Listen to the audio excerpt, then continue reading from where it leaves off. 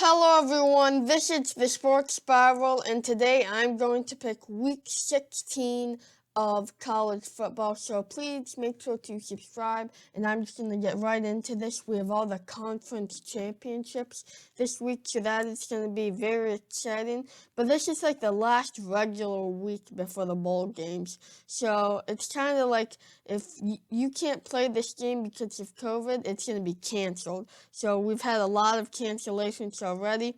Purdue, Illinois, Georgia Tech, Miami, Arizona, Cal, Vanderbilt, Georgia. That was postponed, then canceled this week.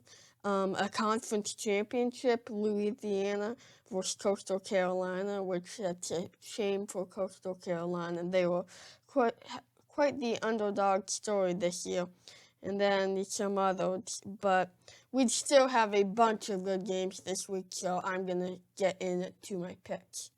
Okay, today we have the Pac-12 championship, and it's not Washington versus USC, it's Oregon versus USC, because Washington could not play this game due to COVID, so they went down the list and found Oregon in that second spot for their division, and they are going to play this game.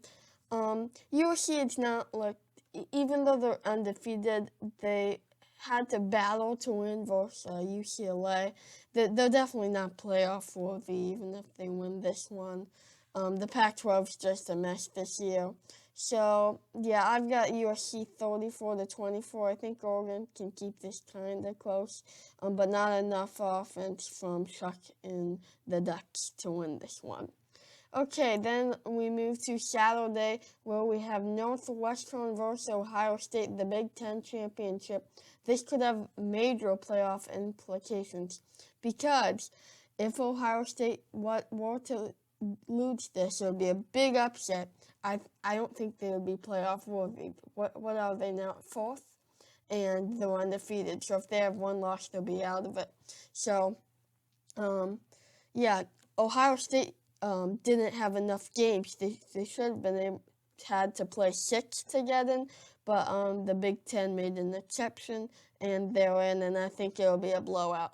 Justin Fields has great abilities running the football and passing, one of the top draft prospects of this year.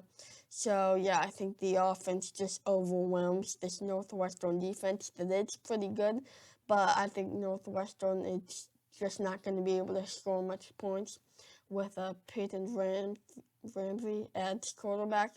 So I've got Ohio State all over Northwestern, 38-16. Okay, then we just have a regular game that's postponed. That is Texas A&M, Tennessee. Texas A&M, they do have to have some things happen to other teams, but they do have a shot at the playoff. And I think they should be able to handle the struggling Tennessee Volunteers. I don't know which quarterback Tennessee has been using. It's going to be using for this game. It's been a bit of a quarterback carousel, but they do have some good running backs with Gray. But I think it'll be a blowout. Texas A&M, it's a great defense, and with Kellen Mond, Spiller, Anaya Smith, Weidemeyer, they've got a lot of powerful options on offense. So I've got Texas A&M all over Tennessee, 34-13. Okay, then we have the Big 12 championship, and this is going to be interesting. These teams didn't start out the greatest. They were like, in their first 4 games, they were under 500 or something like that. Oklahoma were like, oh no, they're awful, and then they won all their games since that. And the winner of this, would they get into the playoffs? Probably not. There's too many good teams ahead of them that have less than 2 losses. So yeah, I think maybe even a team like Cincinnati, if they won their game, might even be more worthy than one of these teams. But possibly not. I've got Oklahoma winning a close one. Rattler has looked pretty good. And yeah, I just think their offense is a little better than Iowa State. For Iowa State, Brock Purdy has been looking pretty good, and Hall has been looking great, their running back. But I don't think it's enough to beat Oklahoma. Both of these teams do have pretty good defenses, and on like paper, it seems like Iowa State is the better team.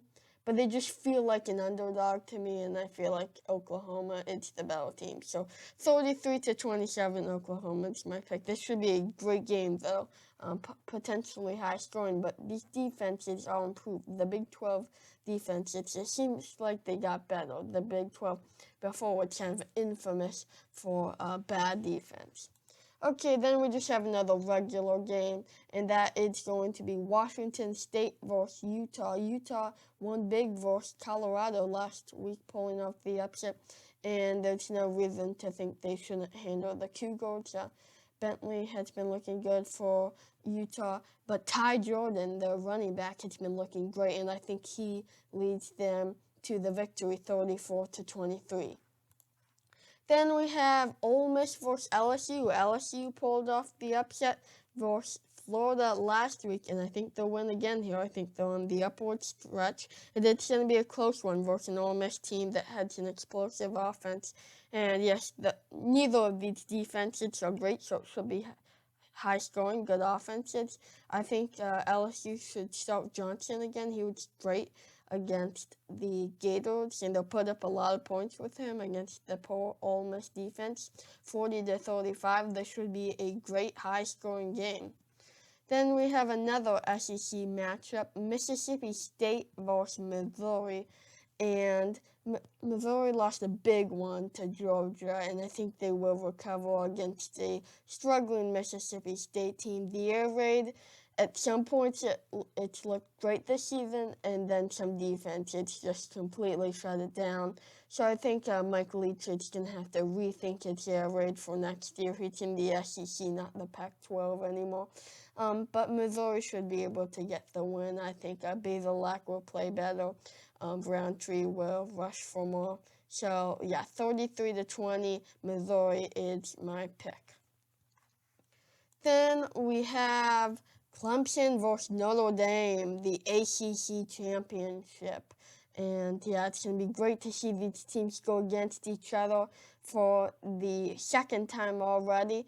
And remember, if Clemson lost this one, they'd probably be out of the playoffs. There would be a two-loss team. But at the same time, there's some other two lost teams that could make it in the playoffs. So anything could happen. This is by far the craziest year in a while. But I think Clemson's going to win a close one over Notre Dame. Trevor Lawrence is really going to help them here. And I think Travis Etienne will have a great game as well. But Notre Dame, though, like the stats on offense don't look amazing. They win football games, and Ian Book is great at doing that, and he'll make some great plays to make this one close. But in the end, Clemson is going to win this one 37-29. And if Clemson were to win, both of these teams would most likely be on the playoffs, unless Clemson completely blew out Notre Dame. But I don't think that's going to happen. Two great teams there. Okay, then we have Stanford versus UCLA. And UCLA fought a hard game versus USC last week, but they couldn't win it. I think they will be able to win versus Stanford in a close one. They've got a good quarterback, and I think he can help lead them to the win 31-26. UCLA with that Chip Kelly era, it finally looks like they're starting to improve. The first few years, they were not looking the best. Okay, then we have the SEC Championship, and this could be a major one. Maybe not the best, most competitive game, but it does have serious playoff implications, like all of these conference championships. The Gators had a disappointing loss to LSU last weekend, and it will be interesting to see if they can rebound versus a Alabama team that is like maybe the best we've ever seen. They are really good. Najee Harris is amazing. Mac Jones is great. And Devontae Smith, potential wide receiver, Heisman candidate. But Florida does have its weapons as well. The running game is something that it's not going to be present here for Florida.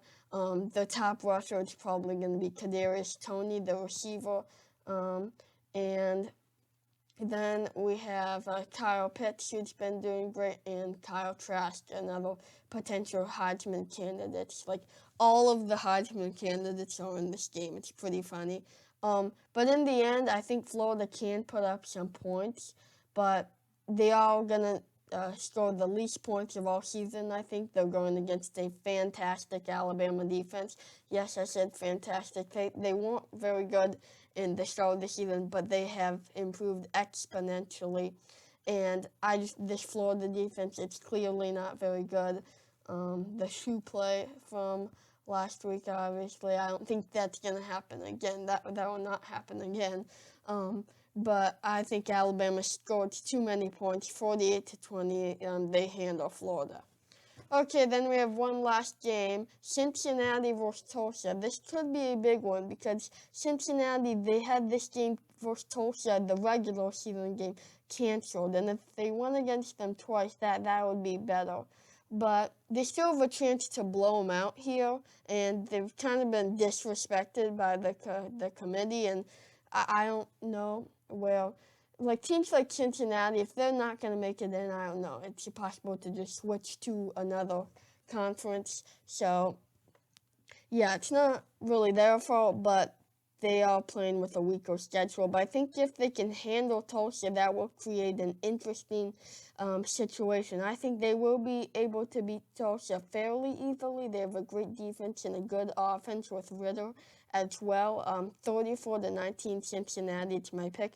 But I don't think that's enough to get Cincinnati into the college football playoff. So that's going to do it for this week's picks. Please make sure to subscribe, like, and check out some of my other videos. I just did the NFL picks for week 15 of the NFL. The college football is 1 week ahead of the NFL. So, yep, that's going to do it for this video. And this is the Sports Spiral. Bye.